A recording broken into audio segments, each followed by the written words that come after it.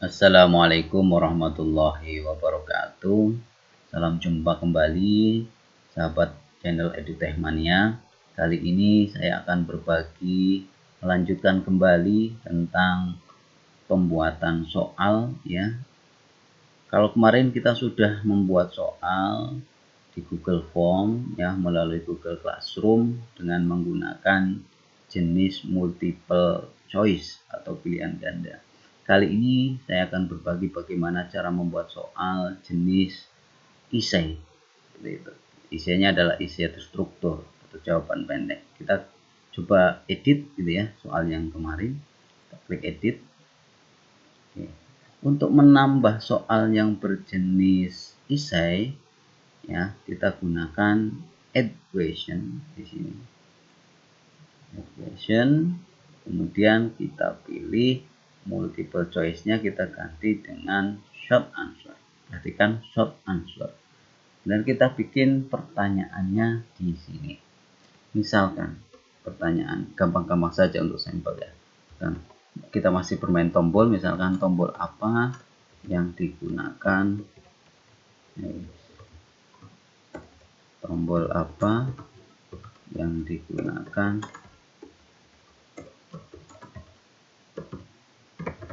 untuk mematikan komputer.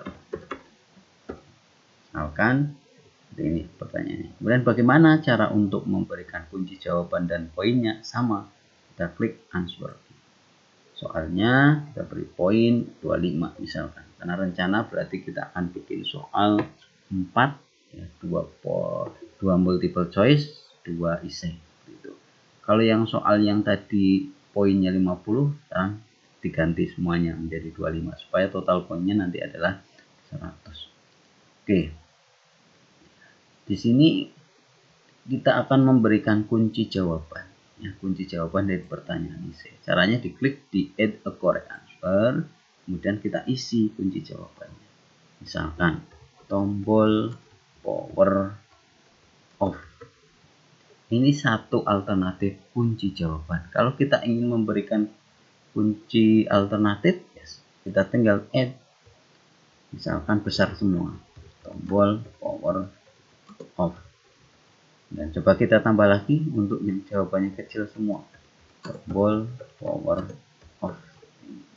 Kalau kita sudah memberikan alternatif kunci jawaban di sini, kita bisa menekan tombol ini, mark all other answer as incorrect. Artinya, kalau ini kita aktifkan, kalau ini kita centang, maka selain jawaban yang tertera di sini dianggap salah dan hasilnya adalah 0.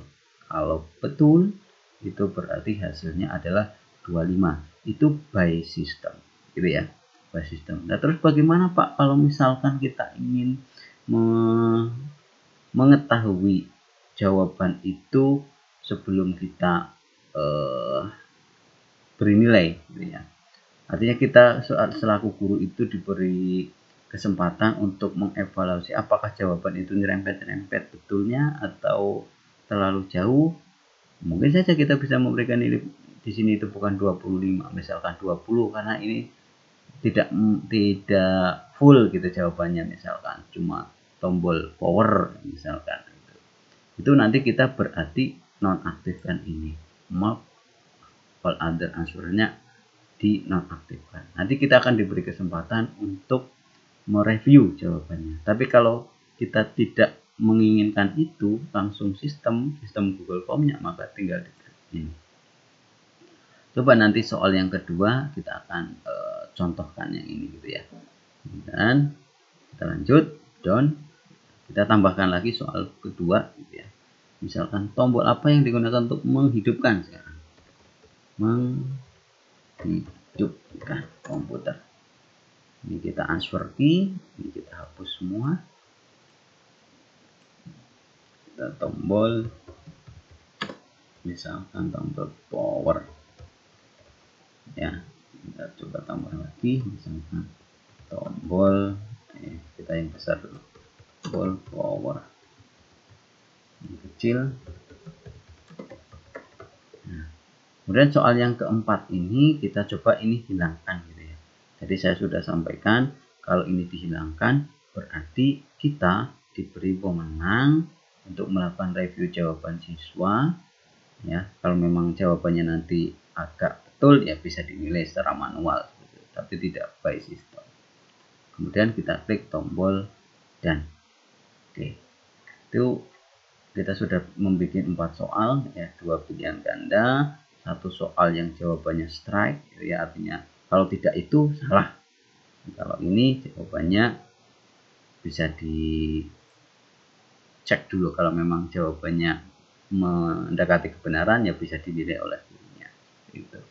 Oke, kita tutup ya, kita coba masuk ke sisi siswa ya, kita masuk ke sisi siswa. Jangan lupa untuk kita refresh ya, biar menggunakan file yang terbaru. Oke, kita klik di sini ulangan harian. Klik. Kita masuk dengan email yang sesuai. Siswa Fernania@gmail. Oke, kemudian kita isi jawabannya gitu ya. Gimana cara? Misalkan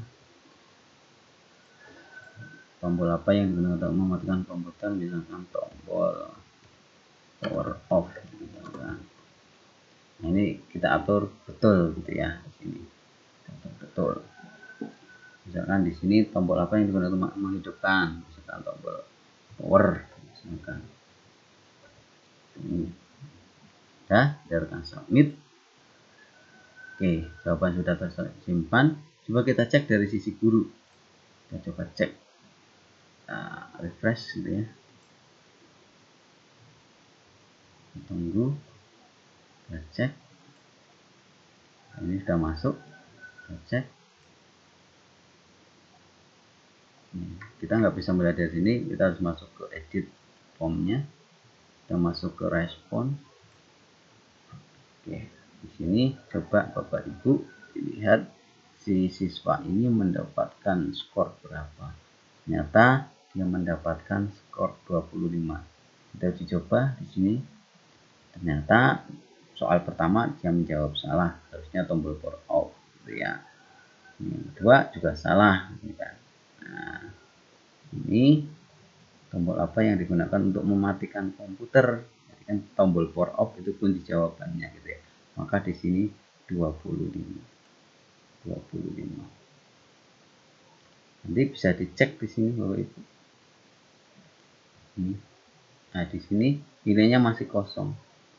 Nah, nilainya masih kosong. Karena ini diberi kesempatan ya, untuk apa? Untuk menilai. Ingat tadi di sana tidak mark ya. Ini coba kita perhatikan di sini soal yang Bapak Ibu dulu. Ini kita kasih nilai dulu, misalkan karena ini jawabannya power, ini benar gitu ya, kita kasih 25 ya. Kita tekan tombol shift, nah otomatis harusnya berubah. Nah ini 25 ini salah, berarti nilainya harusnya berapa Bapak Ibu? Harusnya 50. Nilai si siswa tersebut adalah 50, sehingga ini jadi 50. Nah, oke Bapak Ibu, itu cara untuk membuat soal IC, di mana soalnya yang pertama itu kita pastikan jawabannya, kalau tidak jawaban itu yang salah. Kemudian soal yang kedua yang ini ya, itu kita diberi wewenang ya untuk menilai. Kenapa? Karena di sini tombol atau pengaturan mark all other answer as incorrect itu kita tidak aktifkan. Jadi penilaiannya adalah penilaian tidak otomatis. Tapi kalau yang ini, kalau jawabannya ini kita mark all other answer as incorrectnya itu dicentang, berarti nanti yang menjawab adalah sistem Google Form-nya. Kalau tidak terdaftar di sini ya pasti salah. Nah, sebenarnya ini cocoknya kalau ini adalah jawaban singkat, kalau ini adalah jawaban urean yang panjang. seperti itu. Sehingga nanti kita bisa memadukan mana atau kapan kita akan menggunakan mark all other answer as incorrect, atau mana atau kapan kita akan tidak menggunakan fitur ini, yaitu pada saat soalnya itu panjang penjelasannya. Misalkan apa pendapat Anda terhadap ini. Nah, itu kita cocoknya ini tidak dicentang seperti itu. Oke Bapak Ibu, itu contoh bagaimana kita membuat soal essay dengan dua kriteria, ya. Mau tertutup atau terbuka, ya, jawabannya. Sekian, semoga bisa membantu Bapak Ibu dalam membuat soal yang tipe essay, baik essay pendek atau essay terstruktur maupun essay panjang seperti itu. Semoga bisa membantu. Sampai ketemu pada tutorial berikutnya. Assalamualaikum warahmatullahi wabarakatuh.